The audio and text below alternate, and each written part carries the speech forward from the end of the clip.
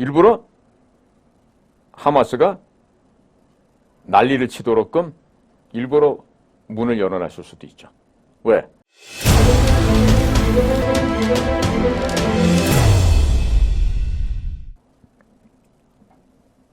자, 지금 세 번째 썸네일, 모사드의 정보 실패에 대해서 좀 이야기를 해보겠습니다.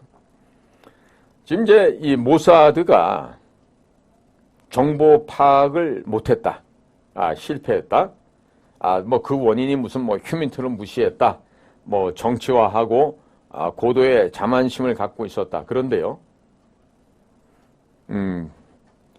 현장에서 있어봤던 저는 이런 생각을 합니다. 과연 진짜 모사드가 몰랐을까? 그리고 미국의 CIA가, DIA가, NSA가 정녕 몰랐을까? 자, 그러면 어땠을까? 반대로 한번 생각해 볼까요? 들어오게끔 열어뒀죠. 일부러 하마스가 난리를 치도록끔 일부러 문을 열어놨을 수도 있죠. 왜?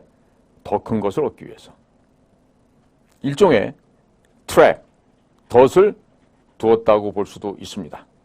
자, 우리가 벌어지는 현상을 놓고 볼 때는요, 우린 항상 긍정과 부정 두 가지를 최소한도 크게 두 가지로 나눠봅니다. 제가 현장을 누빌 때는요, 계획서를 잡으면요, 항상 이 A 방향으로 가면 성공을 합니다. 그런데 그 A 방향이 성공을 못했을 때는요, 거기에 대한 컨틴전시 플래닝, 비상 대비 대책으로 해서 B, C, D, E, F까지 쭉 몇 가지를 갖고 있어야 됩니다. 자, 그것을 못하면요, 현장 가서 대응을 할 수가 없습니다. 자, 그러면 당연하게도 정보에 실패를 하거나 또 최고 지도자라는 자가 무사 안일할 경우, 그건 100% 국가 멸망을 초래할 수밖에 없습니다. 자, 그런데 지금 서방의 언론에서 또 여러 나라에서 세계 최고 정보 첩보 기관으로 정평나 있는 이스라엘의 모사드가 추락해버렸다, 나락으로 떨어졌다, 이렇게 하면서 깨소금 맛을 느끼는 이런 언론이나 국가들이 많이 있습니다. 근데 저는 좀 달리 보아도 되겠다는 생각을 가지고 있습니다. 자, 이번에 벌어진 하마스의 도발은 1948년 5월 14일 이스라엘의 건국 이래 최대의 인명피해를 가져온 대참사라 하겠습니다. 그리고 5,000발이 넘는 이런 미사일과 로켓 공격으로 인해서 이스라엘의 군이나 이스라엘의 국내 정보부 신베트, 또 해외 공작 첩보기관인 모사드가 인지하지 못했다. 그러면 왜 첩보전에 실패했겠는가? 지금 이렇게 단정을 내리고 있어요.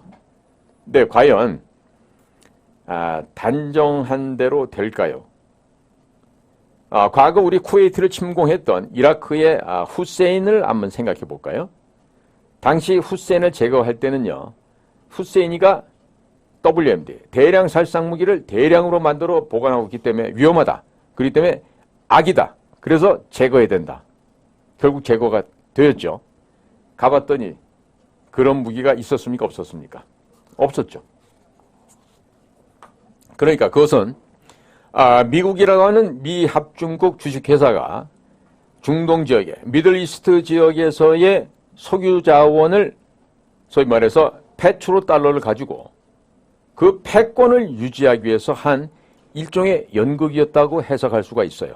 자, 세월이 지나고 나니까 1차 이라크 전쟁, 2차 이라크 전쟁, 다 그런 이라크 전쟁을 통해서 우리가 그걸 인지할 수 있게 되었죠. 자, 그러면 이번에 하마스가 이스라엘의 협동농장, 기부츠 지역을 급습을 했어요. 뭐 여자도 죽이고 애기도 죽이고 했다 그러죠. 근데 그 살상했다는 내용조차도 상당 부분은 보니까 페이크 뉴스, 가짜 뉴스로 지금 또 이렇게 드러나고 있습니다.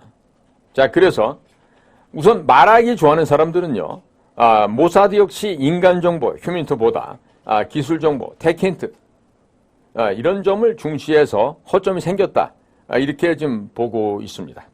그리고 정보통신이 급속하게 발달을 하니까 이런 세계의 정보기관의 변화 추세가 이런 첨단 기술을 도입했다. 맞죠?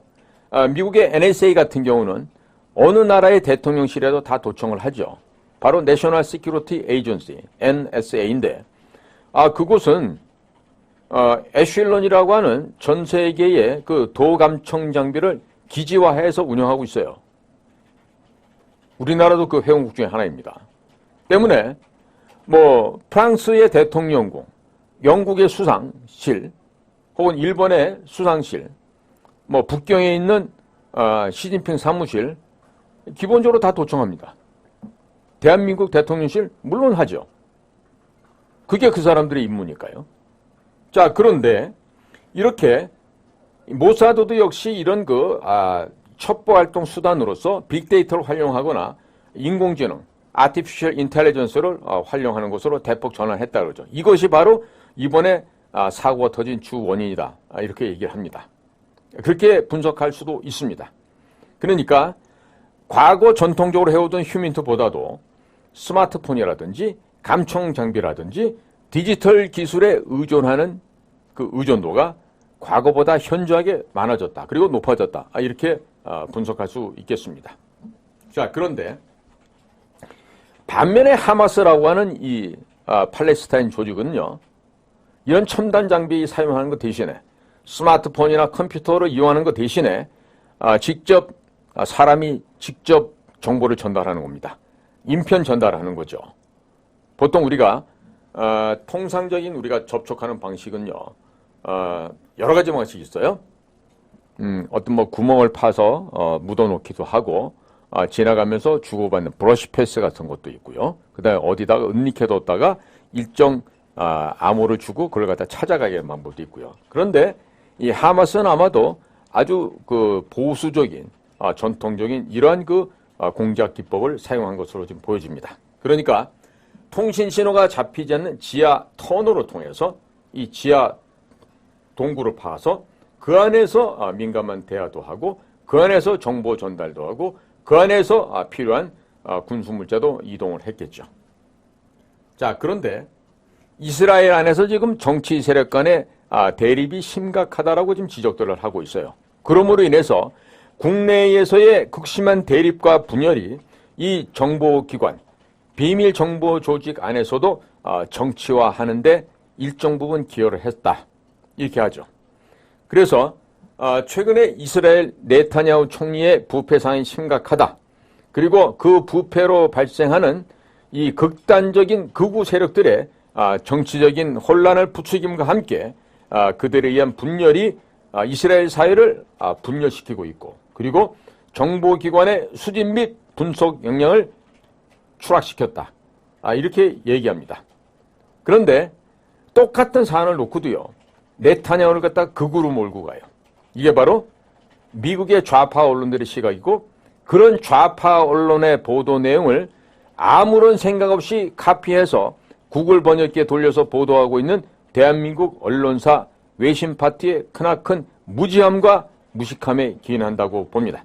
따라서 지금 네타냐후가 자신의 사법 리스크를 인위적으로, 자기적으로 해소하기 위해서 사법부 권한을 무력화시키는 법안을 강행 처리하였다. 이렇게 얘기하는데요. 그러면 이게 진짜인 줄 알아요? 아니죠. 사실 알고 보면. 지금 퀴어 축제를 하는 등 지금 동성애 법안을 하고요. 그리고 팔레스타인 사람들에 대한 정착 입지 조건, 정착 주거 요건, 이런 것들을 갖다가 완화시키는 걸 갖다가 반대쪽에 세웠었단 말이에요. 그러니까 정통 보수 유대주의를 지키고자 하는 쪽에서는요, 절대로 거기에 대해서 용납할 수가 없는 것이죠. 그러니까 그런 것을 입법부가 해놓으면 자, 사법부가 그걸 뒤집어 버려요. 그래서 사법부를 개혁하려고 했던 거예요. 그런데 그걸 가지고 얘기를 극우 정치 도당인 네타냐후와 그 도당들, 리쿠르당이 자신의 사법 리스크를 없애기 위해서, 해소하기 위해서 사법부 권한을 무력화시켰다. 그리고 그것을 강제 처리를 했다. 이렇게 얘기하는데요. 이렇게 되면 무식한 사람이 됩니다.